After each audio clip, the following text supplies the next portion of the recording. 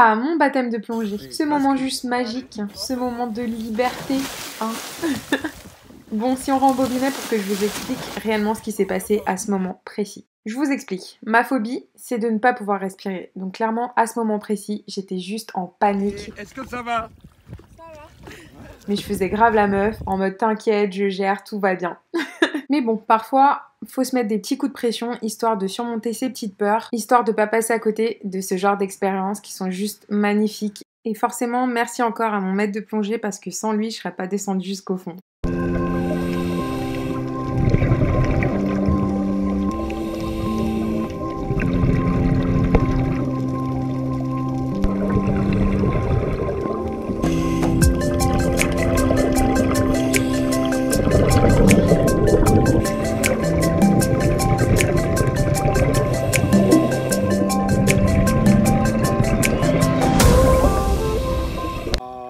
Ici c'est trop, et là c'est bien. Amen.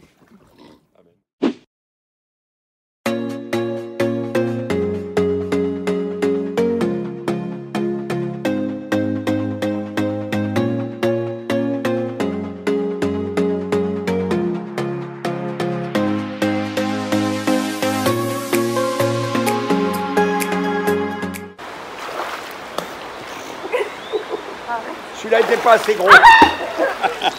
En plus, j'ai pas pied ici.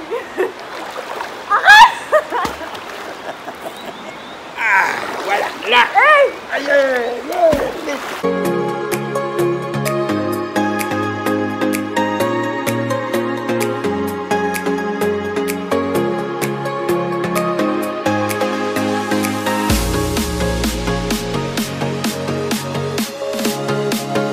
La cascade aux écrevisses, si vous allez de l'autre côté de la route, pas où tout le monde va, de l'autre côté où il y a là, vraiment la cascade, là c'est à la fin de la cascade et il y a un grand bassin qui est magnifique. Alors on est en attente, il y a une baleine qui va sauter.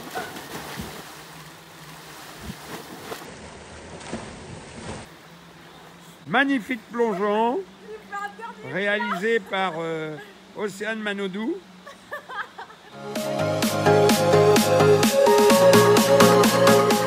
Ensuite, après la cascade aux écrevisses, on est parti sur Trois-Rivières et du coup, on a trouvé au bord de la route des cascades comme ça, vraiment au bord de la route. Du coup, on en a profité pour prendre un petit bain et ensuite, on a trouvé un petit chemin qui menait à une maison abandonnée et juste derrière la maison, il y avait une cascade avec un petit bassin et l'eau était super chaude, donc franchement, perfecto.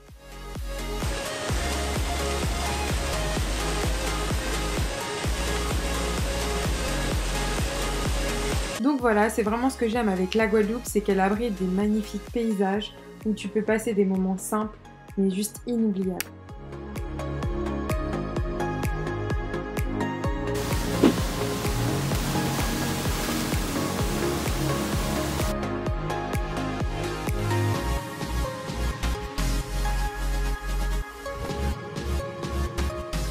Elle est super profonde, elle est bonne, mais par contre il y a des petits poissons à l'intérieur, ils te piquent.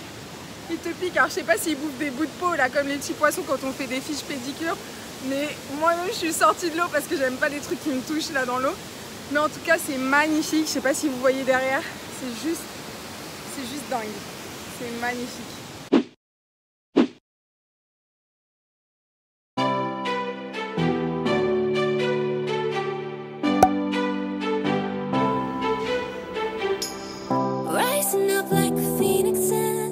Alors, je suis posée à la rivière et j'avais vraiment envie de vous faire une vidéo sur le fait de voyager seul. Je voulais vous dire que si vous avez un projet de voyage, que vous voyez que vos potes ou votre copain ou votre copine n'est pas chaud et que c'est vraiment un voyage que vous avez envie d'accomplir, n'ayez pas peur de partir seul parce que moi-même je me suis rendu compte que vous n'êtes pas obligé d'être avec quelqu'un pour savourer, profiter d'un voyage. C'est vrai qu'il y a des choses qu'on a envie de faire à deux ou à plusieurs avec ses potes, c'est vrai que ça peut être plus sympa, ça peut être plus drôle, mais je me rends compte au fur et à mesure de mon voyage que ça ne sert à rien de passer à côté de certaines expériences parce qu'une personne ne peut pas partir avec vous ou parce que vos potes ne peuvent pas partir avec vous. C'est vraiment une expérience à vivre en fait, le fait de partir toute seule, parce que vous êtes amené à rencontrer des gens, vous êtes amené aussi à sortir de votre zone de confort et c'est le plus important. Si vous avez en tête un voyage, ne vous bridez pas pour quelqu'un, profitez à fond, partez à l'aventure et ça fait toujours du bien et vous en sortirez encore plus grandi en fait. Donc voilà, c'était le petit message que je voulais vous transmettre. Et là, sur ce, je vais aller profiter de la rivière. C'est parti!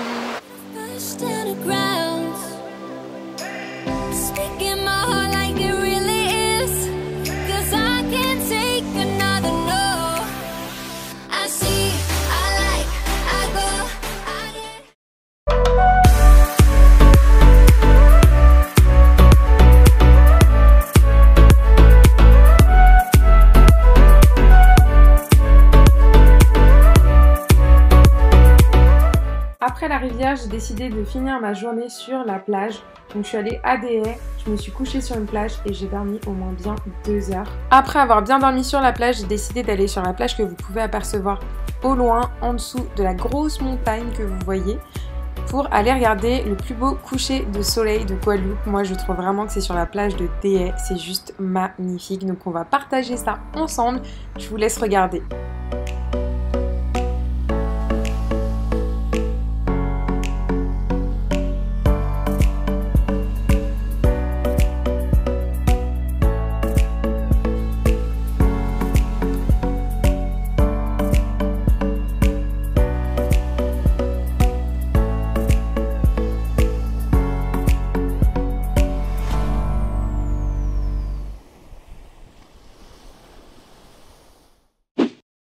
Ah, le départ, c'est bien ce que je déteste le plus dans les voyages, à l'aller comme au retour. Les préparatifs, les valises, l'enregistrement, le stress, les souvenirs à emporter. Et en parlant de souvenirs, j'ai profité de mon dernier jour pour aller sur le marché de Pointe-à-Pitre avec mon acolyte Alison pour acheter tout ce qu'il me fallait niveau souvenirs.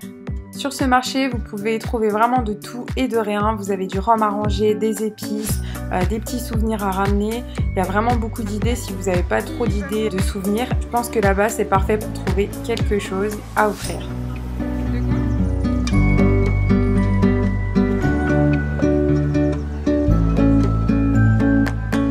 Aussi en Guadeloupe, vous avez beaucoup de street art un peu partout dans la rue. Vous avez même des marques qui utilisent le street art pour faire leur publicité. Et je trouve ça super cool que ce soit aussi développé là-bas parce que c'est vrai qu'ici, on en voit très peu dans la rue et c'est vraiment, je trouve, des artistes talentueux, des dessins mais qui sont tellement magnifiques.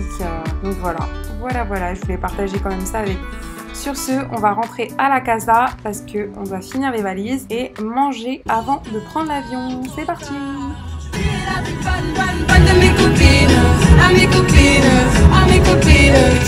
Bon, dernier repas en Guadeloupe avant de prendre mon vol. Langouste à l'armoricaine, faite par le chef Thomas. C'était un délice culinaire. J'ai aussi bu ma dernière noix de coco avant de prendre l'avion. C'était juste archi bon.